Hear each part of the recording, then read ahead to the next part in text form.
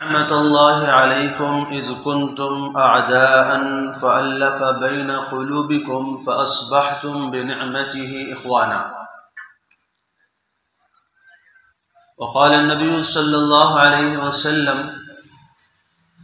بعثت لأتمم مكارم الأخلاق، أو كما قال عليه الصلاة والسلام. صدق الله مولانا العظيم وصدق رسوله النبي الكريم، ونحن على ذلك لمن الشاهدين والشاكرين والحمد لله رب العالمين. اللهم صل على سيدنا محمد وعلى آل سيدنا محمد وبارك وسلم. اللهم صل على سيدنا محمد وعلى آل سيدنا محمد وبارك وسلم. اللهم صل على سيدنا محمد وعلى آل سيدنا محمد وبارك وسلم. خاک کا یہ ذرہ ذکر مہوشاں کیسے کرے، عشق کے راز نہاں کو وہ عیاں کیسے کرے، مدح آقا کی گدائے بے نشاں کیسے کرے، مشک سے دھوئے زباں کو پھر بیاں ایسے کرے، کشت بے تیغم بعشوہ ترک نازک پے کرے، خوش بیانے مہربانے جانے جانے دل برے، نعت کہتا ہوں تیری آقائے من شاہ زمن، نام پیارا کتنا تیرا پاک تن پاکی زمن، خندہ رو روشن جبی غنچہ دہن شیریں سخن، نکہت زلف معنبر پر فدا مشک ختن، تو ہے بحر بے کراں اور میں ذرا سی آبجو، تو ہے بحر بے کراں اور میں ذرا سی آبجو، اے سراپا نور تو ہے دو جہاں کی آبرو، مرحبا صلی علی جانے جہان رنگ بو، مرحبا صلی علی جانے جہان رنگ بو، قیصریت تیری آمد سے ہوئی ہے زرد رو، کفر و سوزے دل فروزے خوب رو آہستہ خو، پاک دینے پاک بینے خوشتر ازہر خوشترے، اختر تابہ کہوں یا مہ کامل تجھے، اختر تابہ کہوں یا مہ کامل تجھے، میں کہوں کونوں مکان کی جان یا پھر دل تجھے۔ لائق صد احترام بزرگوں، یہ اشعار جناب رسول اللہ صلی اللہ علیہ وسلم کی شان اقدس میں کہے گئے ہیں، جس میں آپ کی خوبیوں کو، آپ کے کمالات کو اور آپ کے اوصاف کو واضح کیا گیا ہے۔ ہر قسم کی تعریفات، تحمیدات، بزرگیاں اللہ رب العزت کے لیے ہیں، جس نے انسانیت کو عدم سے وجود بخشا اور تمام انسانوں کی رہنمائی کے لیے اللہ تبارک و تعالی نے اپنے محبوب جناب محمد رسول اللہ صلی اللہ علیہ وسلم پر قرآن مجید جیسی مقدس کتاب نازل فرمائی،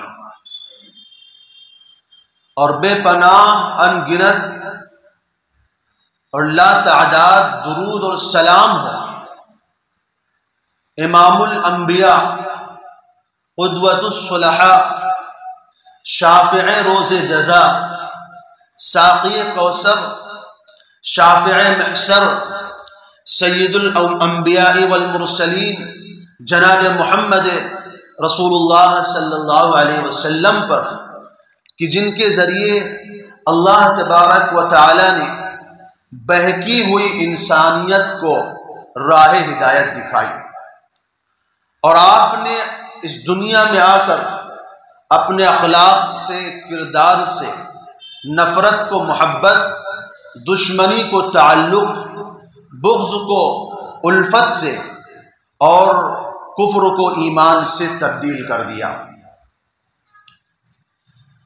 اللہ تبارک و تعالی نے ہم انسانوں کے اوپر بہت ساری نعمتوں کا نزول فرمایا ہے،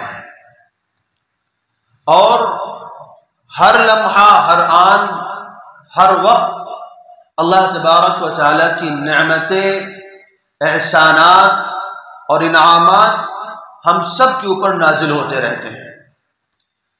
اللہ کے احسانات اتنے زیادہ ہیں کہ قرآن مجید میں ایک جگہ اللہ تعالیٰ فرماتے ہیں قُلْ لَوْ كَانَ الْبَحْرُ مِدَادًا لِكَلِمَاتِ رَبِّي لَنَفِدَ الْبَحْرُ قَبْلَ أَن تَنْفَدَ كَلِمَاتُ رَبِّي وَلَوْ جِئْنَا بِمِثْلِهِ مَدَدًا۔ اللہ تعالیٰ کہتے ہیں کہ سمندروں کو جمع کیا جائے، اس کی روشنائی بنائی جائے، اور دنیا کے اندر جتنے درخت ہیں، جتنے جھاڑ ہیں، جتنے پیڑ پودے ہیں، ان سب کو اکٹھا کیا جائے اور ان کے قلم بنائے جائیں، اور اس روشنائی اور قلم کے ذریعے اللہ تبارک و تعالیٰ کے احسانات کو لکھا جائے اور اس کو درج کیا جائے۔ اللہ تعالیٰ کہتے ہیں لَنَفِدَ الْبَحْرُ قَبْلَ أَن تَنْفَدَ كَلِمَاتُ رَبِّي، فرمایا کہ یہ سمندروں کی روشنائیاں ختم ہو جائیں گی اور درختوں کے یہ قلم گھس جائیں گے، لیکن اللہ کے احسانات ختم نہیں ہوں گے۔ وَلَوْ جِئْنَا بِمِثْلِهِ مَدَدًا، اور فرمایا صرف اتنا ہی نہیں، اور مدد کے واسطے اور بھی سمندر اور بھی درخت لائے جائیں، اور پھر ان کے ذریعے اللہ کے احسانات کو، انعامات کو لکھا جائے۔ اور قرآن مجید میں ہی ایک دوسری آیت میں اللہ تعالیٰ نے اس بات کو اور بھی واضح کر کے فرمایا، فرماتے ہیں وَلَوْ أَنَّ مَا فِي الْأَرْضِ مِنْ شَجَرَةٍ أَقْلَامٌ وَالْبَحْرُ يَمُدُّهُ مِنْ بَعْدِهِ سَبْعَةُ أَبْحُرٍ مَا نَفِدَتْ كَلِمَاتُ اللَّهِ۔ اللہ تعالیٰ کہتے ہیں کہ ایک مرتبہ مت کرو یہ کام، دنیا کے جو ساتوں سمندر ہیں ان کو جمع کرو، ان کی روشنائی بناؤ، درختوں کے قلم بناؤ، اور اللہ کے احسانات کو لکھنا شروع کرو۔ ایک بار یہ روشنائی اور قلم گھس کے ختم ہو جائے، دوبارہ لاؤ، دوبارہ ختم ہو جائے، تیسری مرتبہ لاؤ، تیسری مرتبہ ختم ہو جائے، چوتھی مرتبہ لاؤ۔ قرآن کہتا من بعدہ سبعۃ ابحر، 7 مرتبہ اسی طرح کے سمندر لائے جائیں اور پانیوں کا روشنائی بنائی جائے اور درختوں کے قلم 7 مرتبہ بنائے جائیں، یعنی ایک مرتبہ ختم ہو جائے، دوبارہ اتنے ہی درخت، اتنا ہی پانی، پھر دوسری مرتبہ ختم ہو جائے، تیسری مرتبہ، چوتھی مرتبہ، 5ویں مرتبہ، یہاں تک کہ اللہ تعالیٰ کہتے ہیں 7 مرتبہ بھی اس طرح کام کیا جائے تو فرمایا اللہ کے کلمات ختم نہیں ہونے والے، اللہ کے احسانات کبھی بھی ختم نہیں ہونے والے۔ ما نفدت کلمات اللہ، تو یہ اللہ تعالیٰ کے احسانات ہیں ہم انسانوں کے اوپر جو ایک ایک لمحے پر نازل ہوتے ہیں، برستے ہیں بارشوں کی طرح۔ وہ الگ بات ہے کہ ہم اس کا احساس نہیں کرتے، ہمیں اس کا پتہ نہیں ہوتا ہے کہ اللہ کی کیسی کیسی نعمتیں ہر وقت ہمارے اوپر نازل ہوتی ہیں۔ ہم تو سکون سے رات کو نیند لیتے ہیں، صبح بیدار ہو جاتے ہیں، کھا کر سوتے ہیں، اٹھ کر پھر کھاتے ہیں، آرام سے زندگی گزارتے ہیں، نہ سانس لینے میں پریشانی ہے، نہ کھانا کھانے میں پریشانی ہے، نہ دیکھنے میں پریشانی ہے، نہ سننے میں پریشانی ہے، نہ چلنے میں پریشانی ہے، نیند بھی سکون کی آتی ہے۔ ان نعمتوں کا ہمیں احساس نہیں ہوتا ہے۔ ان نعمتوں کی قدر ان لوگوں سے پوچھئے جن کو راتوں رات نیند نہیں آتی، گولیاں کھانے کے باوجود بھی سکون کی نیند میسر نہیں ہے۔ ان احسانات کی قدر ان لوگوں سے پوچھئے جن کے گلے کے اندر ایک گھونٹ پانی بھی اترنا دشوار ہوتا ہے۔ ان احسانات کی قدر ان لوگوں سے پوچھئے جو سالوں سال سے بستروں پر پڑے ہیں، قدم چلنے سے جواب دے چکے ہیں۔ ان احسانات کی قدر ان لوگوں سے پوچھئے جو اس دنیا کے نظاروں کو دیکھنے سے محروم ہے، آنکھوں سے بینائی سے محروم ہے، ان کو پتہ نہیں کہ دنیا کیسی نظر آتی ہے۔ ان احسانات کی قدر ان لوگوں سے پوچھئے جو اپنی زبان سے دل کی بات کو ادا کرنے سے عاجز ہیں، اشاروں سے بات کرتے ہیں، زبان سے محروم ہیں۔ ہمیں ساری نعمتیں ملی ہوئی ہیں تو ہمیں احساس نہیں ہے۔ اللہ تعالیٰ کہتے ہیں اللہ کی نعمتوں کا احساس کرو، اللہ کی نعمتوں کا شکر ادا کرو۔ قرآن مجید میں مختلف مقامات پر اللہ تعالیٰ نے اپنی نعمتوں کو یاد کرنے کا، شکر کرنے کا حکم فرمایا ہے۔ اور یہ دو آیتیں جو میں نے آپ کے سامنے پیش کیا ہے، ان دو آیتوں میں تو اللہ تعالیٰ نے بطور مثال کی یہ بات فرمائی ہے، ورنہ اللہ تعالیٰ کہتے ہیں حقیقت تو یہ ہے کہ ان تعدوا نعمت اللہ لا تحصوها، اللہ کی نعمتوں کو شمار بھی کرنا چاہو تو شمار نہیں کر سکتے ہو، گننا چاہو تو گن نہیں سکتے ہو۔ اللہ کے احسانات اتنے زیادہ ہیں، لیکن اللہ تبارک و تعالیٰ کے ان تمام احسانات میں سب سے بڑا احسان اور اللہ کی نعمتوں میں سب سے بڑی نعمت، اللہ تعالیٰ کے انعامات میں سب سے بڑا جو انعام ہے وہ ہے شافع روز جزا، امام الانبیاء جناب محمد مصطفیٰ احمد مجتبیٰ صلی اللہ علیہ وسلم کی ذات گرامی ہے کہ آپ کے سامنے کائنات کی ہر نعمت چھوٹی ہے، آپ کے سامنے کائنات کی ہر دولت چھوٹی ہے۔ ایک طرف ساری کائنات کو رکھا جائے، دنیا کو رکھا جائے، اس کے خزانوں کو رکھا جائے، جنت کو رکھا جائے، عرش اور کرسی کو رکھا جائے، اور دوسری طرف رسول اللہ صلی اللہ علیہ وسلم کی ذات گرامی کو رکھا جائے، تو ساری کائنات مل کر کے آپ کا جواب نہیں بن سکتی ہے۔ اسی کو کسی شاعر نے کیا کہا ہے کہ دنیا نے بہت ڈھونڈا محمد کا جواب، دنیا نے بہت ڈھونڈا محمد کا جواب، ثانی تو دور ہے سایہ بنا ملا۔ اللہ نے ایسی ذات ہمیں عطا فرمائی ہے۔ خطبے کے اندر قرآن مجید کی جو آیت میں نے آپ کے سامنے تلاوت کیا ہے، اس آیت کے اندر اللہ تبارک و تعالی نے رسول اللہ صلی اللہ علیہ وسلم کی آمد سے قبل دنیا کے جو حالات تھے، دنیا کا جو منظر تھا، دنیا کا جو ماحول تھا، لوگوں کے اخلاقی، معاشرتی، سماجی، مذہبی جو حالات تھے، ان چیزوں کو اللہ تعالیٰ نے اس آیت کے اندر بیان فرمایا ہے، اور یہ بتایا ہے کہ دنیا کیسی ابتری کا شکار تھی، دنیا کا ماحول کتنا بگڑا ہوا تھا، لوگ کیسے ایک دوسرے کی جانوں کے دشمن تھے، خون کے پیاسے تھے، اور ایسے پرفتن، پرخطر، سنگین ماحول کے اندر اللہ تبارک و تعالی نے رسول اللہ صلی اللہ علیہ وسلم کی ذات گرامی کو مبعوث فرمایا، اور یہ بتایا دنیا کو، یہ دکھایا دنیا کو کہ رسول اللہ صلی اللہ علیہ وسلم نے آ کر اپنی تعلیمات سے، اپنے اخلاق سے، اپنے کردار سے انسانیت کا رخ پلٹ دیا۔ جو لوگ ایک دوسرے کے دشمن بنے ہوئے تھے وہ ایک دوسرے کے خیرخواہ بن گئے، درندوں کو انہوں نے انسان بننا سکھایا، جو ایک دوسرے کے خون کے پیاسے تھے وہ ایک دوسرے پر مرمٹنے والے بن گئے۔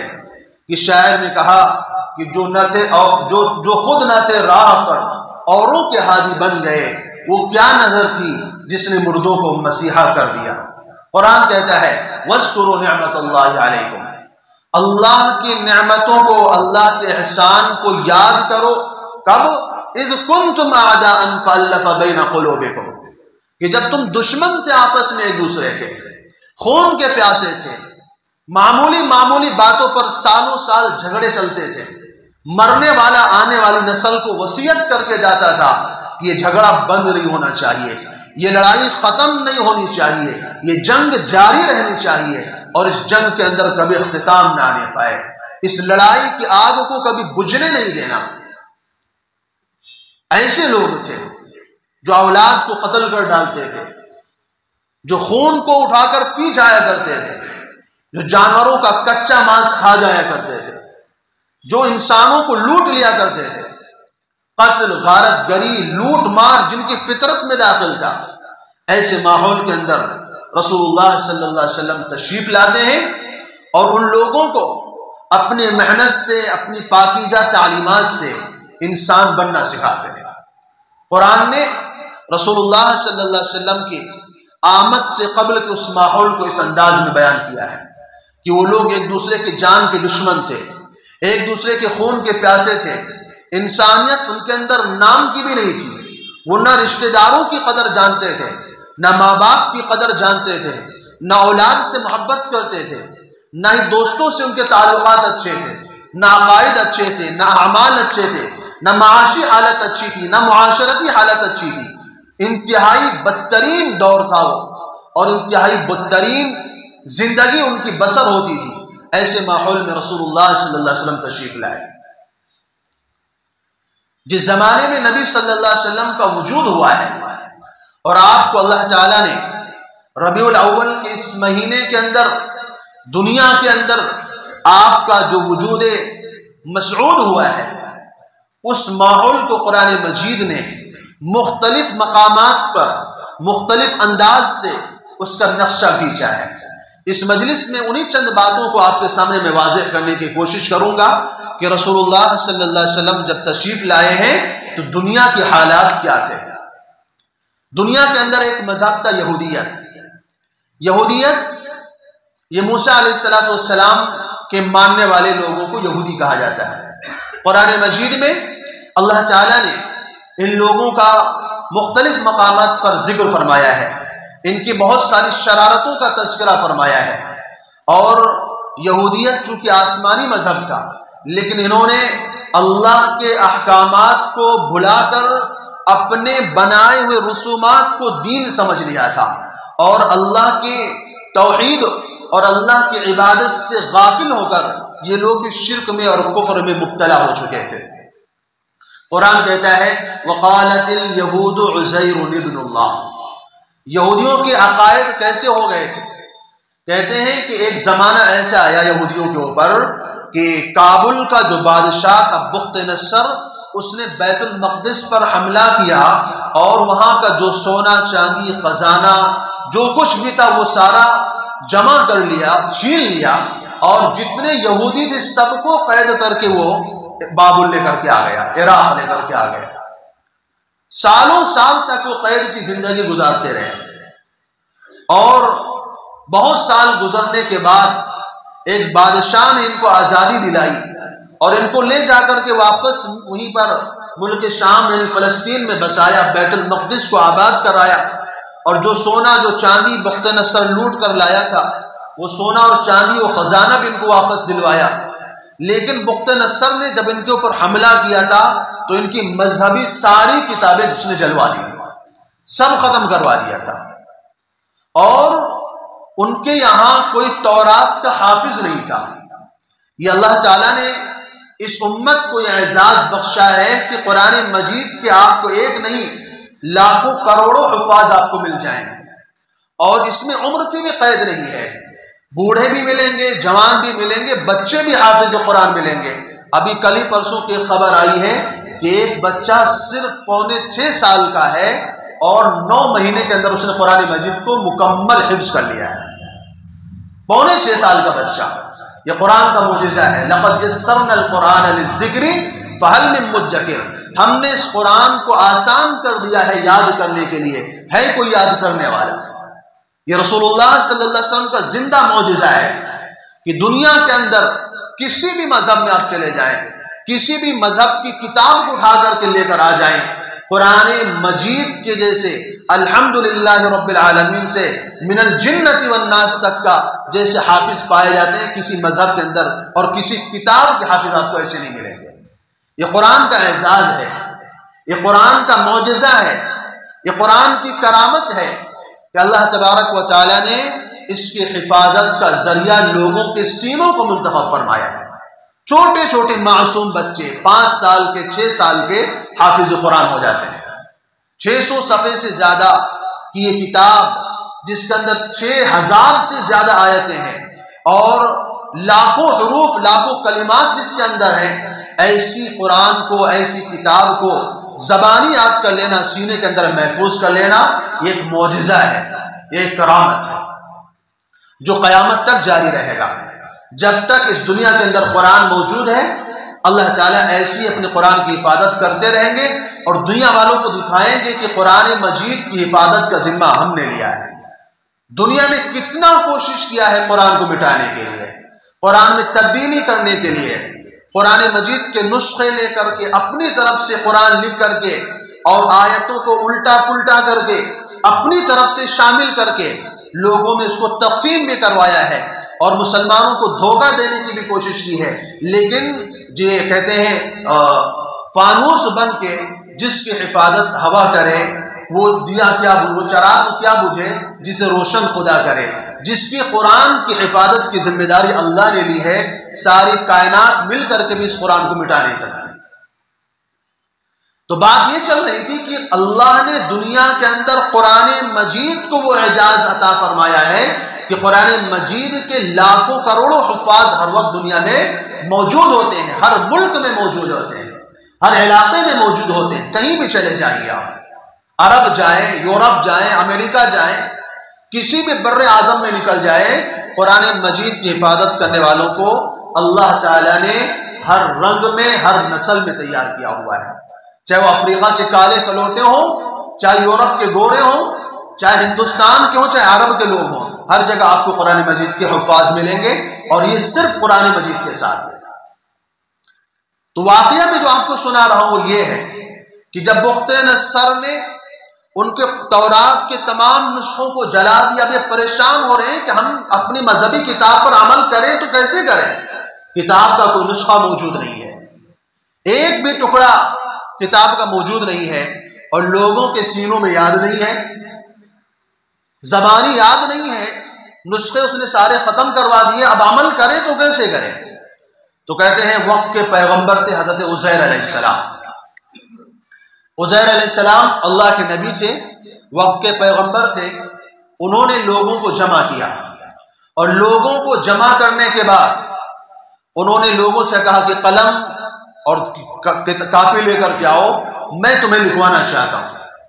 حضرت عزیر علیہ السلام نے اپنے حافظے کی بنیاد پر تورات کو لکھوانا شروع کیا، اور نبی سے یہ کام ہو رہا ہے تو بطور معجزات کے ہو رہا ہے، اس میں آپ کو حیرت کی بات نہیں ہونی چاہیے، کیونکہ اللہ تعالیٰ اپنے پیغمبروں سے معجزے دکھلاتے رہتے ہیں۔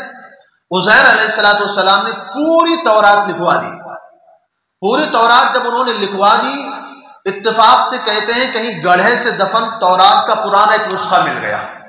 جب انہوں نے اس لکھائی ہوئی تورات کا اس سے موازنہ کیا، مقابلہ کیا، دونوں کو جب آمنے سامنے کر کے اس کی جانچ پرکھ کی تو پتہ چلا کہ ایک بھی حرف کا، ایک بھی نقطے کا فرق نہیں ہے۔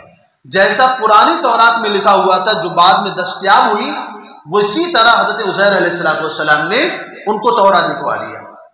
اب چونکہ مذہبی کتاب حضرت عزیر علیہ السلام نے لکھوا دیا، انہوں نے ان کا اتنا احترام کیا، اتنا احترام کیا، ان کو اتنی عزت سے پیش آنے لگے کہ ایک وقت ایسا آیا کہ کہنے لگے عزیر ابن اللہ، کہنے لگے حضرت عزیر کیا ہے؟ اللہ کے بیٹے ہیں۔ یعنی ان کی مذہبی کتاب کا ایک حافظ مل گیا، انہوں نے اس کو اللہ کا بیٹا قرار دے دیا، حالانکہ وہ اللہ کے پیغمبر تھے، اللہ کے نبی تھے۔ تو یہ یہودیوں کے ہاں عقائد کی خرابی آئی۔ اس کے بعد ان کے یہاں کیا ہوا؟ جو تورات کی اصل کتاب تھی انہوں نے اس کو تبدیل کرنا شروع کیا، اور اپنی طرف سے اس کے اندر باتیں شامل کرنا شروع کی۔ قرآن مجید کہتا ہے یحرفون کلام اللہ افتطمعون ان یؤمنوا لکم وقد كانوا يسمعون کلام اللہ ثم یحرفونہ من بعد ما عقلوه وهم يعلمون۔ تم یہ سمجھتے ہو کہ یہ تمہارے اوپر ایمان لائیں گے؟ ہم نے ان کو جو کتاب دی تھی اس کتاب کے اندر یہ تحریف کرتے تھے، اور جاننے کے باوجود اللہ کے احکام کو بدل دیا کرتے تھے۔ اور کیا کرتے تھے؟ فویل للذین یکتبون الکتاب بأیدیہم ثم یقولون ھذا من عند اللہ۔ لوگوں سے پیسے لے کر کے، مال لے کر کے، اپنی تورات اپنی طرف سے کتاب جو اصل تھی اس کی آیتوں کو مٹا کر کے اپنی طرف سے باتیں لکھ دیا کرتے تھے، اور یہ کہتے تھے کہ اللہ کی طرف سے۔ اتنا زیادہ انہوں نے مذہب کے ساتھ رد و بدل کا کام کیا، تحریف کا کام کیا، عقائد میں خرابی آئی، کتاب کو انہوں نے بدل ڈالا، مذہب کو تہس نہس کر ڈالا، اور کیا کہتے تھے کہ نحن ابناء اللہ واحباؤ۔ اعمال میں، اخلاق میں، کردار میں ایسی گراوٹ آئی کہ اولاً انہوں نے حضرت عزیر علیہ السلام جنہوں نے اپنے حافظے سے تورات کو لکھوایا تھا ان کو اللہ کا بیٹا قرار دیا. اس کے بعد کہنے لگے کہ عزیر علیہ السلام اگر اللہ کے بیٹے ہیں تو ہم کون ہیں؟ نحن ابناء اللہ واحباؤہ، ہم بھی اللہ کے بیٹے ہیں اور اللہ کے دوست ہیں. خود کے بھی اللہ کے بیٹے ہونے کے دعوے دار بن گئے. کہاں پیغمبروں کی تعلیمات اور کہاں موسیٰ علیہ السلام کی تعلیمات کہ ایک خدا کی عبادت کرنا ہے، اس کے ساتھ کسی کو شریک نہیں کرنا ہے، اس کا کوئی رشتہ دار، اس کا کوئی نسب والا، کوئی اولاد، کوئی بیوی، کوئی بھائی یا اور کوئی خاندان اس کا موجود نہیں ہے. کہاں موسیٰ علیہ السلام کی تعلیمات اور کہاں اخلاقی طور پر ان کی جو محالات ایسے ہو گئے کہ انہوں نے خود کو اللہ کا بیٹا کہنا شروع کر دیا. اب جب اللہ کے بیٹے بن گئے تو اب کیا کریں گے؟ اب کچھ بھی کرو کہتے ہیں ہمیں کچھ ہونے والا نہیں ہے. ہم کوئی بھی کام کریں، کتنا بھی گناہ کریں، کتنی بھی برائی کریں، لیکن ہمارے یہاں ہمارے اوپر کوئی عذاب نازل نہیں ہو سکتا. کہنے لگے لن تمسنا النار الا ایاما معدودا، ہمارے اوپر ہمیں جہنم کی آگ چھو ہی نہیں سکتی. اگر آئے گی بھی تو چند دنوں کے لیے، بس جتنے دنوں ہمارے بڑوں نے بچڑے کی پوجا کی تھی اتنے ہی دن تک صرف ہمیں آگ چھو سکتی ہے، اس کے بعد ہم جنت چلے جائیں گے. کیوں؟ ہم اللہ کے بیٹے ہیں، اللہ کی اولاد ہیں، اللہ کے قریبی لوگ ہیں. کیا کوئی باپ اپنے بیٹے کو جہنم ڈالے گا؟ تو اس طرح وہ لوگ خوش فہمیوں کا شکار ہو گئے کہ ہمارا تعلق اللہ کے پیغمبروں سے ہے، ہم پیغمبروں کی اولاد ہیں، ہم نبیوں کی اولاد ہیں، ہم جہنم کیسے جا سکتے ہیں؟ ہم کچھ بھی کریں. جیسے بہت سارے جاہل مسلمانوں کا بھی تصور ہوتا ہے کہ ہمارا رشتہ فلاں سے ہے، ہم فلاں بزرگ سے تعلق رکھنے والے ہیں، اب ہمیں نماز سے کیا مطلب ہے، ہمیں شریعت سے کیا لینا دینا، ہمیں نیکیوں سے کیا کام، ہم کوئی بھی گناہ کریں ہم کو تو سیدھا جنت جانا ہے کیونکہ ہم فلاں کے رشتہ دار ہیں. لیکن ان کو نہیں پتا ہے اللہ کے ہاں رشتوں سے کوئی مطلب نہیں ہے. کون کس کا کیا لگتا ہے اللہ تعالیٰ یہ نہیں دیکھتے ہیں. آپ نے واقعات کے پیش نظر سنا ہوگا، ابراہیم علیہ السلام کا باپ جہنم میں جاتا ہے، نوح علیہ السلام کا بیٹا جہنم میں جاتا ہے، نوح علیہ السلام کی بیوی جہنم میں جاتی ہے، لوط علیہ السلام کی بیوی جہنم میں جاتی ہے، ابراہیم علیہ السلام کا سگا باپ جہنم میں جاتا ہے. اور کتنے واقعات ہیں کہ رسول اللہ صلی اللہ علیہ وسلم کا چچا جہنم میں جاتا ہے. اتنے بڑی بڑی شخصیات کے رشتہ دار ہونے کے باوجود اور اتنے بڑی بڑی شخصیات کا تعلق ہونے کے باوجود، محبت ہونے کے باوجود وہ جہنم میں جاتے ہیں. کس لیے؟ کہ انہوں نے پیغمبروں کی تعلیمات کو نہیں اپنایا، پیغمبروں کی دعوت کو، مشن کو نہیں اپنایا. وہ جہنم میں جاتے ہیں اور ہم کچھ بھی کریں ہم جنت میں جائیں. تو یہ خوش فہمیاں تھیں ان لوگوں کی. اللہ تعالیٰ کہتے ہیں لیس بامانیکم ولا امانی اہل الکتاب، آرزوؤں سے جنت نہیں ملنے والی. تم خود کو جنت کا ٹھیکیدار سمجھتے ہو، تمہیں سمجھتے ہو کہ جنت صرف ہمارے لیے ہے، ہم کچھ بھی کریں گے ہمیں جنت ہی جانا ہے. اللہ تعالیٰ کہتے ہیں لیس بامانیکم ولا امانی اہل الکتاب، نہ تمہاری آرزوؤں کی بنیاد پر تم کو جنت ملنے والی ہے، نہ اہل کتاب کی آرزوؤں کی بنیاد پر ان کو جنت ملنے والی ہے. من یعمل سوءا یجزا بہ، جو برا کام کرے گا اس کا بدلہ اس کو دیا جائے گا.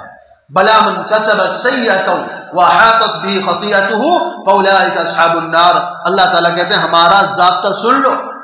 تم کہتے ہو کہ ہم فلاں ہیں، ہم فلاں ہیں، ہم فلاں ہیں، ہم ان کے رشتہ دار ہیں، ان سے تعلق رکھنے والے ہیں، ان سے ہمارا رشتہ ہے.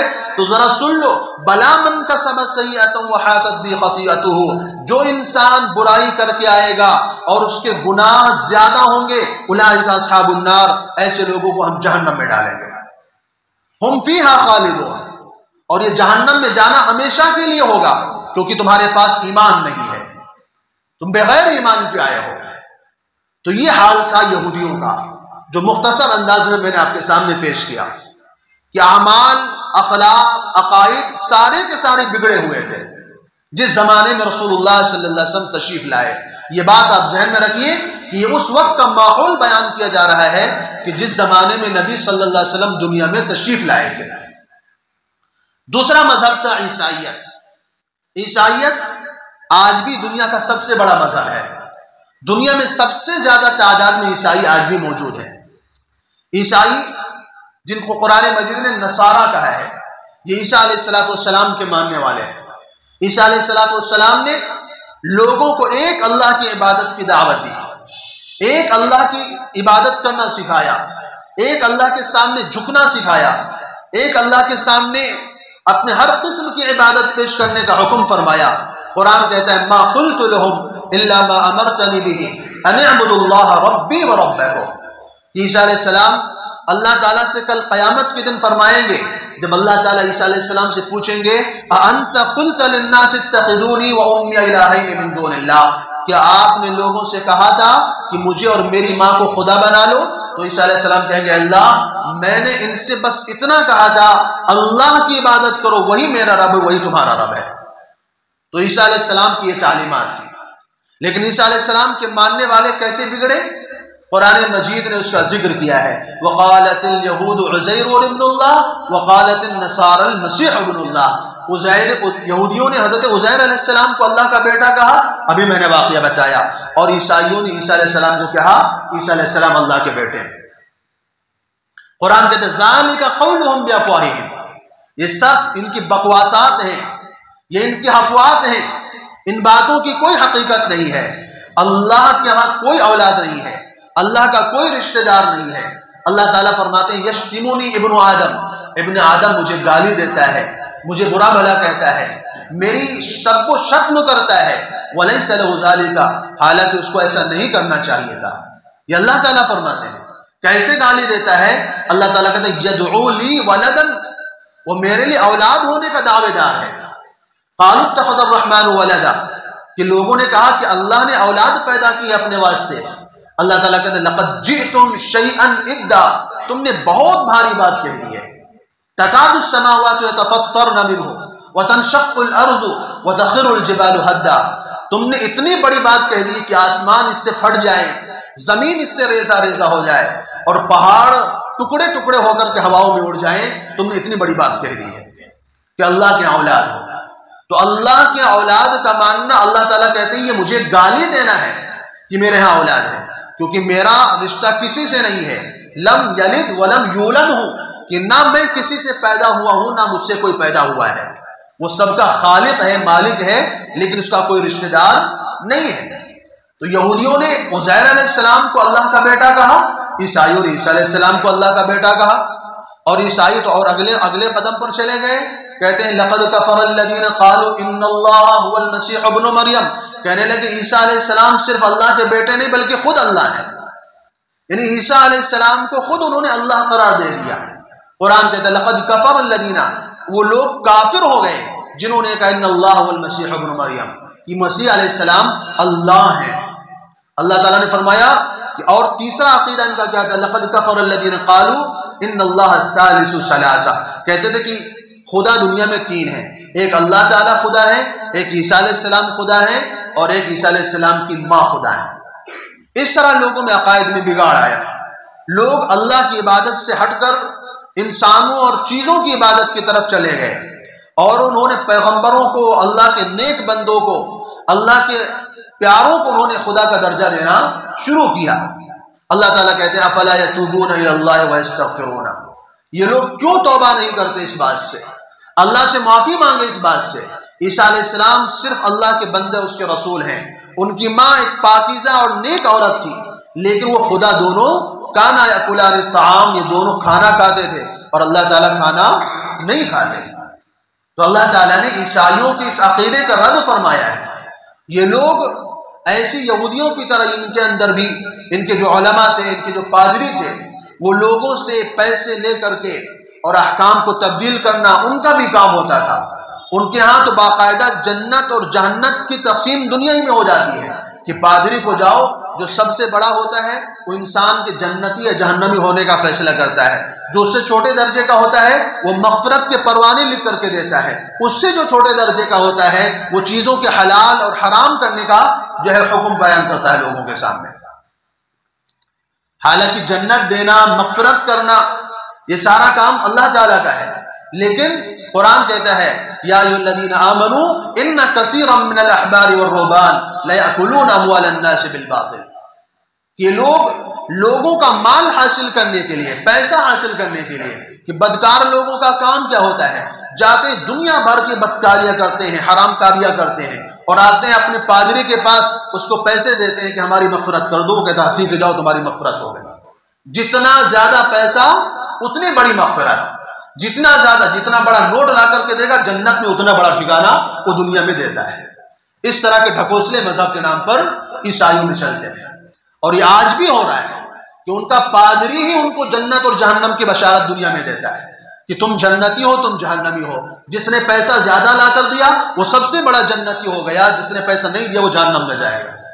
اس طرح کے کام ہوتے ہیں۔ قرآن مجید نے ان کے عقائد کی خرابیوں کو بیان کیا ہے۔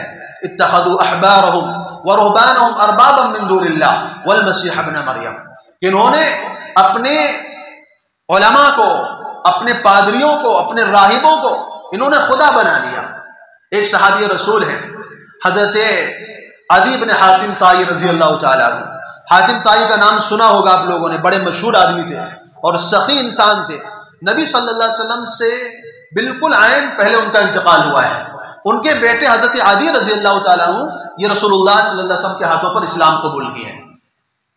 تو عدی بن حاتم طائی جو تھے پہلے عیسائی تھے، بعد میں آ کر کے انہوں نے اسلام قبول کیا۔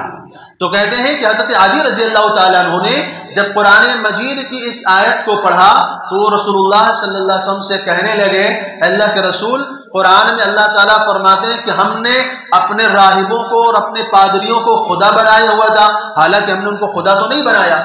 تو رسول اللہ صلی اللہ علیہ وسلم نے فرمایا، کیا یہ بتاؤ کہ تمہارے پادری جس کو حلال کہتے ہیں وہ تم حلال سمجھتے ہو کہ نہیں سمجھتے ہو؟ انہوں نے کہا ہاں یہ تو ہوتا ہے۔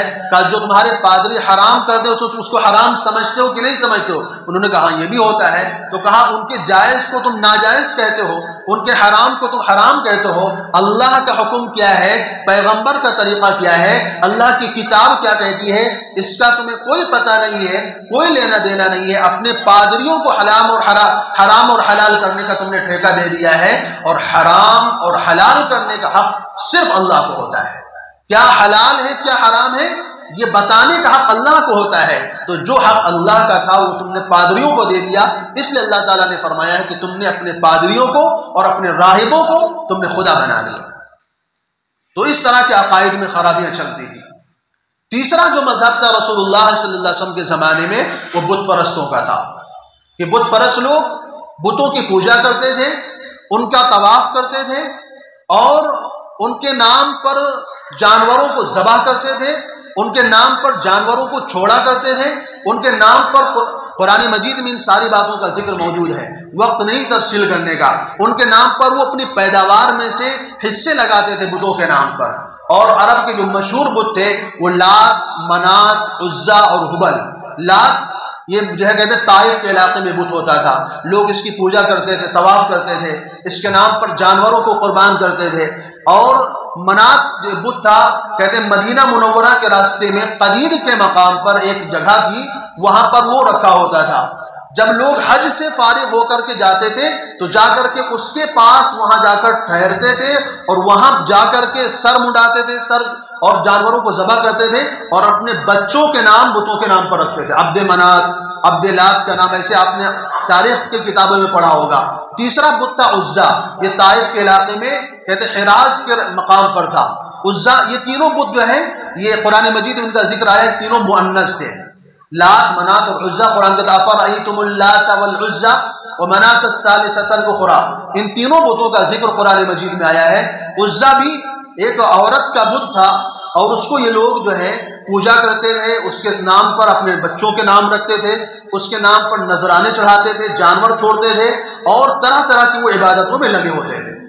چوتھا جو بت تھا وہ ہبل تھا، جو عین خانہ کعبہ کے اوپر ہوتا تھا، یہ سب سے بڑا بت تھا۔ اور یہ کہاں سے آیا؟ کہتے ہیں کہ مکہ کا جو متولی تھا خانہ کعبہ کا، ان کا نام حارث تھا۔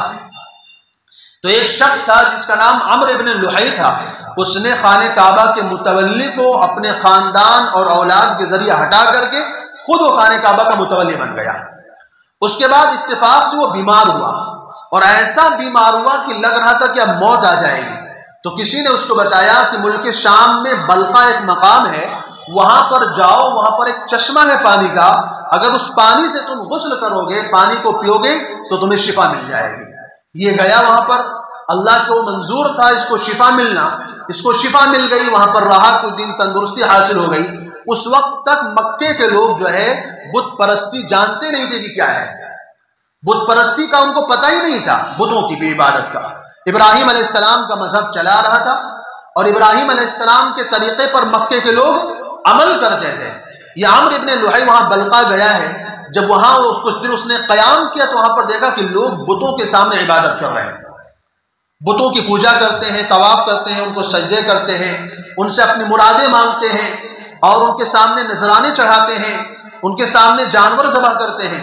تو اس نے لوگوں سے پوچھا یہ کیا ہے؟ تو لوگوں نے بتایا کہ ہمارے خدا ہیں، یہ ہمارے بگڑی بناتے ہیں، ہماری مشکل حل کرتے ہیں، ہماری بیماریاں دور کرتے ہیں، ہمیں اولاد دیتے ہیں، ہمارے تمام مسائل انہی سے حل ہوتے ہیں، یہی بارش برساتے ہیں، یہی روزی دیتے ہیں، یہی سارے کام ہمارے کرتے ہیں۔ تو اس نے کہا پھر ایسا خدا ہمیں بھی چاہیے، ہمیں بھی اس طرح کے خدا ہمارے پاس بھی ہونا چاہیے۔ چنانچہ ان لوگوں نے ہبل نام کے بت کو ان لوگوں نے عمرو بن لحی کے حوالے کر دیا اور اس نے لا کر کے ہبل کو خانہ کعبہ کی چھت پر لا کر نصب کر دیا۔ ساری دنیا کے اب لوگ جب حج کرنے آتے تھے تو ہبل کی عبادت ہوتی تھی۔ پہلے جو لوگ اللہ کی عبادت کرتے تھے، خانہ کعبہ کا طواف کرتے تھے، اب وہ اپنی ساری مرادیں، ساری ضرورتیں اور سارے کام وہ ہبل سے کروانے لگے۔ رسول اللہ صلی اللہ علیہ وسلم نے فرمایا کہ عمرو بن لحی وہ منحوس شخص ہے جس نے سب سے پہلے عرب کے ہاں بت پرستی کا رواج دیا۔ میں نے اس کو دیکھا کہ وہ جہنم کے اندر اپنی عقلیہ گھسیٹ رہا تھا۔ تو عرب کے اندر سب سے پہلے بت پرستی کا آغاز اس نے کروایا اور پورے عرب قوم کو اس نے بت پرستی میں لگا دیا۔ تو یہ چند قوموں کا ذکر ہے جو رسول اللہ صلی اللہ علیہ وسلم کی آمد سے پہلے عرب کے اور آس پاس کے علاقوں میں پائی جاتی تھی، جن کے ہاں آپ کو اندازہ ہوا ہوگا ان تینوں قوموں کے واقعات سے۔ اور بھی قومیں تھیں جو ایک منکرین آخرت الگ تھے، منکرین رسالت الگ تھے، دہریے لوگ بھی الگ تھے۔ دہریے لوگ کون ہوتے ہیں؟ قرآن کہتا ہے وَمَا هَذِهِ الْحَيَاةُ الدُّنْيَا نَمُوتُ مِنْهَا وَمَا يُهْلِكُنَا إِلَّا الدَّهْرُ، کہتے ہیں کہ جو کچھ ہو رہا ہے وہ سب ایسے ہی ہو رہا ہے، زمانے سے ہو رہا ہے۔ ہم پیدا ہوتے ہیں، مر جاتے ہیں، خود سے ہوتے ہیں، خود سے ختم ہو جاتے ہیں، اس میں کوئی کرنے والا کچھ نہیں ہے۔ کہتے ہیں ایک دیہاتی سے پوچھا گیا کہ اللہ کی وجود کی دلیل کیا ہے؟ تو اس نے کہا البعرۃ تدل علی البعیر، کہا اونٹ کی لید یہ اس بات کی اوپر دلالت کرتی ہے کہ کہیں پر اونٹ موجود ہے، والروث تدل علی الحمیر، اور کہا گدھے کی لید اس بات کی دلالت کرتی کہ گدھا موجود ہے، وآثار الاقدام تدل علی المسیر، اور نشانات قدم یہ بتاتے ہیں کہ ادھر سے کوئی چل کر گیا ہے۔ تو فرمایا فسماء ذات ابراج وارض ذات فجاج وبحار ذات امواج الا تدل علی الصانع العلیم القدیر، کہا یہ اتنا بڑا آسمان اور اتنی بڑی زمین اور اتنا بڑا سمندر کیا اس کے بنانے والے کے اوپر دلالت نہیں کرتے؟ یعنی کائنات کی چھوٹی سی چھوٹی چیز بتلاتی ہے کہ یہ چیز ہوئی ہے تو کسی کے کرنے سے ہوئی ہے۔ یہ جیسے قدم کے نشانات کہیں پر پڑے تو آپ کو اندازہ ہو جاتا ہے کہ یہاں سے کوئی چل کر کے گیا ہے۔ تو اتنا بڑا آسمان، اتنی بڑی کائنات اور یہ نظام جو چل رہا ہے یوں ہی چل رہا ہے، اس کو کوئی چلانے والا نہیں ہے۔ یہ خود اس بات کی دلیل ہے کہ اس کا کوئی بنانے والا ہے، کوئی چلانے والا ہے اور کسی کے چلانے سے ہو رہا ہے۔ تو ایسے بھی لوگ دنیا میں اس وقت بھی موجود تھے، آج بھی موجود ہیں، جو یہ کہتے ہیں کہ کائنات میں جو کچھ ہو رہا ہے خود بخود ہو رہا ہے۔ تو ایسے ماحول میں اللہ تبارک و تعالیٰ نے جناب رسول اللہ صلی اللہ علیہ وسلم کو مبعوث فرمایا۔ آپ نے آ کر کے سب سے پہلے لوگوں کے عقائد کو درست کیا۔ جن لوگوں نے سورج کو خدا بنایا ہوا تھا، چاند کو خدا بنایا ہوا تھا، بتوں کی پوجا میں لگ گئے تھے، انسانوں کی پوجا میں لگ گئے تھے، جناتوں کی پوجا میں لگے تھے، فرشتوں کو انہوں نے معبود تسلیم کیا ہوا تھا اور ستاروں کی پوجا کرتے تھے، آگ کی پوجا کرتے تھے۔ ایسے ماحول میں رسول اللہ صلی اللہ علیہ وسلم آتے ہیں، دنیا میں تشریف لاتے ہیں اور اپنی تعلیمات سے پورے عرب کیا پوری دنیا کے اندر ایک خدا کی عبادت کا ڈنکا بجاتے ہیں۔ آج ہم جو دنیا میں ہیں اللہ کی عبادت کرتے ہیں، اللہ کی عبادت کے لیے یہاں پر جمع ہوئے ہیں۔ آج ہم اگر کسی بت کے سامنے نہیں جھک رہے ہیں، کسی مندر میں جا کر گھنٹہ نہیں بجا رہے ہیں، کسی جانور کو دیکھ کر اس کے سامنے ہاتھ نہیں جوڑ رہے ہیں، کسی بڑے پیڑ کو دیکھ کر اس کے سامنے سر نہیں جھکا رہے ہیں، سورج کی پوجا نہیں کر رہے ہیں، تو اس کی وجہ صرف اور صرف رسول اللہ صلی اللہ علیہ وسلم کی ذات گرامی ہے کہ آپ نے آ کر کے ہمیں اللہ کی پہچان دی ہے، ہمیں حقیقی معبود کا پتہ دیا ہے اور ہمیں بتایا ہے کہ ہم سب کا پیدا کرنے والا، پالنے والا، ہمارا مالک، ہمارا خالق، ہمارا رازق، ہمارا مشکل دور کرنے والا، ہماری بیماریاں دور کرنے والا، ہمیں نعمتوں سے نوازنے والا، زندگی دینے والا، موت دینے والا، وہ ذات ایک ہے جس کو اللہ رب العزت کے نام سے ہم جانتے ہیں۔ تو یہ صرف رسول اللہ صلی اللہ علیہ وسلم کی تعلیمات کا نتیجہ ہے، ورنہ دنیا اللہ کا نام بھول چکی تھی، دنیا چیزوں کی عبادت میں لگ گئی تھی، اشیاء کی پوجا میں لگ گئی تھی، اللہ کی عبادت کا کہیں پر ذکر نہیں تھا۔ ایسے